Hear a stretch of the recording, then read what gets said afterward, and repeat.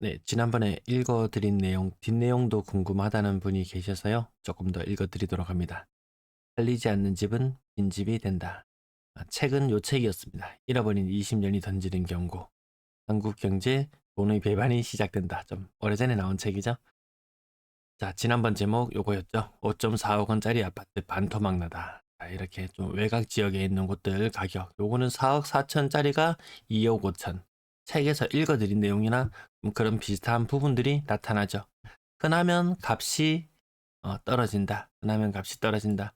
알라딘 중고 1,800원밖에 안 해요. 이런 책들은 매입도 해주지 않습니다. 이어서 읽어드리겠습니다. 5.4억 원짜리 아파트 반토막 나다 뒷부분이에요. 중약 단카이 세대 47년에서 49년 사이에 일본의 베이비붐 세대를 뜻하는 말이다. 엄청난 경쟁을 벌였고 엄청난 경제 성장을 이끌어냈던 그 세대. 부동산 구입이 정점에 달했다. 당시 일본의 부동산 가격 상승은 세계적으로 보더라도 분명 정상적이지 않았다. 좀 우리의 느낌이 나나요? 우리는 베이비붐 세대 플러스 에코 세대까지 모두 다 부동산에 뛰어들었죠. 계속 읽어드립니다. 오른 것은 주식이나 부동산, 골프 회원권만이 아니었다. 기업의 이익도 눈덩이처럼 늘었고 동시에 급여와 상여금도 함께 올랐다. 기업은 너무 많은 이익으로 인해 행복한 고민을 해야 할 정도가 되었다. 그 결과 설비 투자와 본사 건물의 신축 붐이 일었고 업무 추진비도 천정부지로 뛰었다. 도쿄를 대표하는 번화가인 긴자 주변은 심야 1시, 2시가 되어도 택시를 잡을 수가 없었다. 이런 상황이 계속되지 않을 텐데 미국 주재원으로 가기 직전 나와 지인들은 이런 얘기를 했다. 심야까지 비싼 술에 취해서 말이다. 모두가 알고 있었다. 버블이 언젠간 터질 것이란 걸. 그러나 그것이 그렇게 금방 오리라고는 아무도 예상하지 못했다. 버블 경제가 정점에 달했을 때 신문에는 이런 기사가 빈번했다.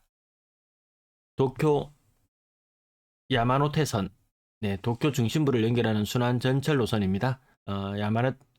야마노테선 안에 있는 땅값과 미국 전체의 땅값이 같다. 그 정도로 당시 일본의 부동산 가격 상승은 비정상적이었다. 버블 경제가 붕괴한 지 20년, 그 후 일본은 어떻게 되었을까?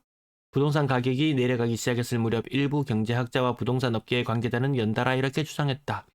부동산 가격은 중장기적으로 반드시 상승할 것이기 때문에 지금이 절호의 매입 찬스다. 경기는 순환한다. 앞으로 3, 4년 안에 경기가 회복하면 부동산 가격은 다시 급상승할 것이다. 나도 그렇게 되었으면 좋겠다고 생각했다. 그러나 부동산 가격은 계속해서 떨어졌고 이전 수준으로 돌아가는 일은 결코 없었다. 경제학자나 전문가들이 모두 의도적으로 거짓말을 한 것은 아닐 것이다. 전문가들조차 오랜 시간 동안의 부동산 신화에 눈이 멀고 말았던 것이다. 가격이 급락한 후 도심부에서 가까운 지하철역 주변의 극히 일부 좋은 물건은 가격이 조금 올랐다. 그러나 정점이었을 때의 수준을 회복하지는 못했다. 한편 교외 아파트 단지 가격은 더욱 급락했다. 자, 여기가 첫 번째 챕터 끝이었습니다. 닮은 듯 닮지 않은 듯, 닮아가는 듯 아닌 듯 유사한 부분이 더 많이 느껴지지 않나요? 자, 두 번째 챕터 들어갑니다. 팔리지 않는 집은 빈집이 된다. 도쿄의 중심부에 있는 신주쿠역에서 전철로 약 40분. 전형적인 도쿄 외곽의 작은 역에서 10분 정도 걸으면 거대한 아파트 단지가 나타난다. 1970년대 개발된 뉴타운이다. 우리는 1990년대 엄청 실이 지어되었죠? 필자는 1970년, 80년대 가끔 이곳에 살던 지인의 집을 방문했었다. 작은 역은 언제나 혼잡했고 단지 주변에 있는 레스토랑이나 상점도 손님으로 늘 북적였다. 공원에는 많은 아이들이 뛰어놀고 있었고 단지 바로 옆 중학교는 매년 교실을 늘려야 했다. 그로부터 40년 가까이 흐르는 오랜만에 방문한 단지는 전혀 다른 모습이었다. 주변을 둘러봐도 사람이 없었다. 아파트는 그대로 있는데 너무 조용해서 단지 전체가 마치 유령도시 같았다. 40년 전 사람들로 북적였던 상점가는 지금은 많은 가게가 폐점해서 가게의 셔터를 내려버린 셔터 거리로 변해 있었다. 뭔가 떠오르시나요?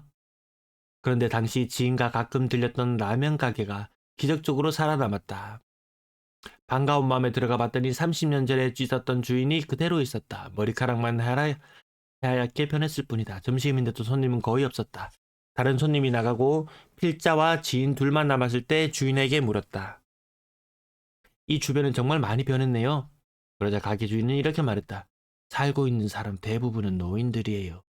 비어있는 집도 많죠. 여기 보이는 단지는 반 이상이 비어 있다니까요. 사실 이 가게도 이번 달 말까지만 하고 문을 닫기로 했어요. 라멘 가게에서 걸어서 4, 5분. 상점가의 끝자락에서 노랫소리가 흘러나왔다. 뭐지? 소리를 따라가 보니 가라오케였다. 지인과 함께 문을 열고 들어가자 여섯에서 7명의 어르신이 점심을 먹으면서 흥겹게 노래를 부르고 있었다. 가게의 여주인에게서 이야기를 들어보았다. 30년 이상 여기서 가라오케를 운영하고 있어요.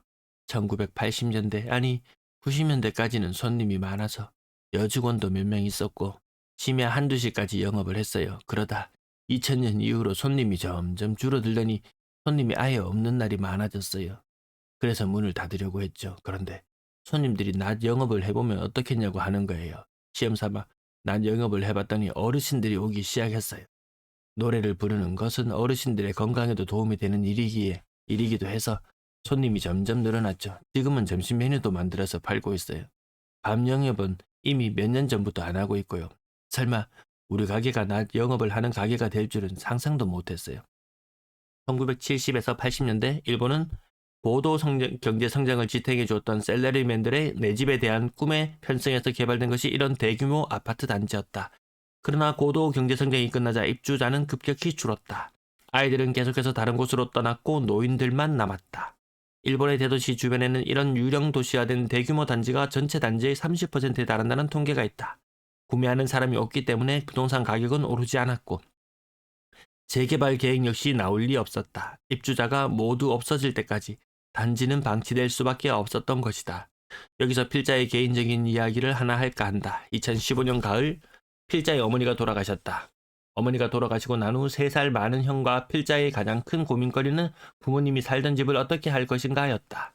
부모님이 살던 집은 도쿄 중심부에서 기차로 35분 정도 떨어진 곳으로 1970년대 개발된 전형적인 뉴타운이다. 여기 가서 6, 7분 거리에 좋은 물건임에도 불구하고 이것을 어떻게 처리할 것인가가 고민거리였다.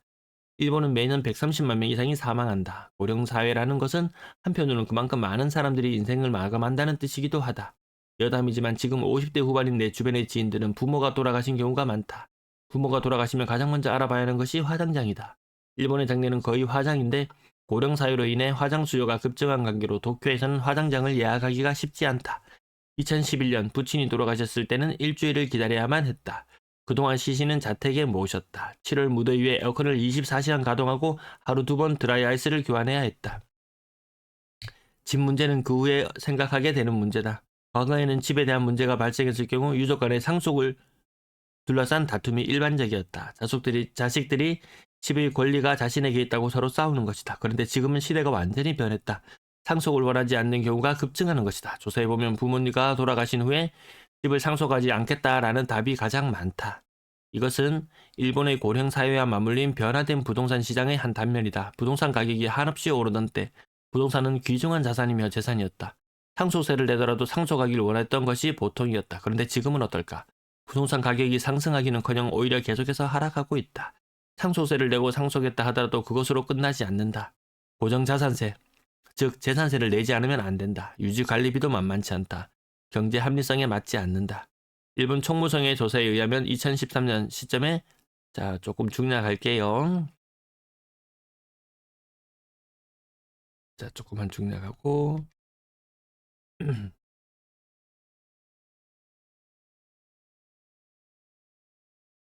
일본에서는 최근 10년간 빈집이 160만 호의 호나 증가했다. 반대로 2015년 1년간 90만 호의 신규 주택이 착공되었다. 빈집은 계속 늘어가는데 새로운 주택 공급이 멈추지 않는 것은 무엇 때문일까? 주택을 사고자 하는 사람들은 당연히 신축을 선호한다. 그 때문에 오래된 물건은 팔리지 않는다. 팔리지 않으니 가격은 떨어진다.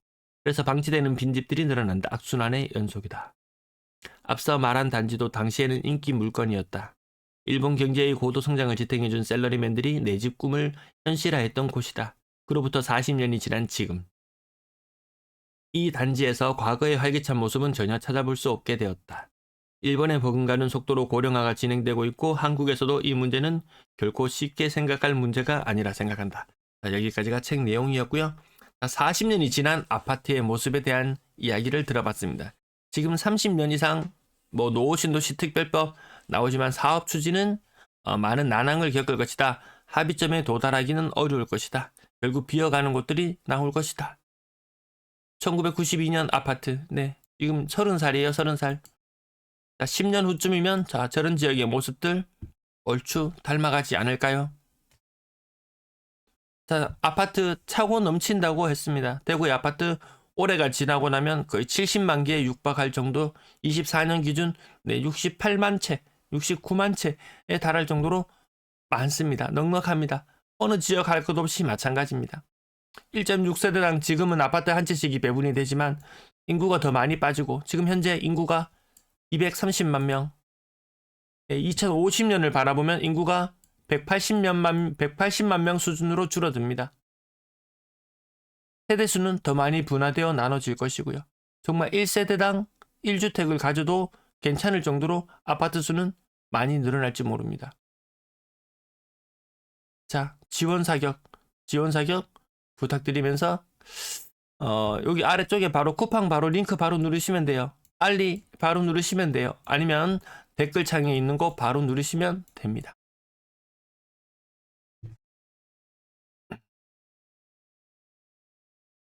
자, 다음 이야기는 부동산으로 돈 버는 시대의 종말이라는 제목입니다. 궁금하신 분이 계시다면 다음 편 이어서 올려드릴게요. 근데 여기까지만 하고 뒤에는 책 뒤에 내용은 또 그닥 재밌는 내용은 별로 없어요. 네, 시청 감사합니다.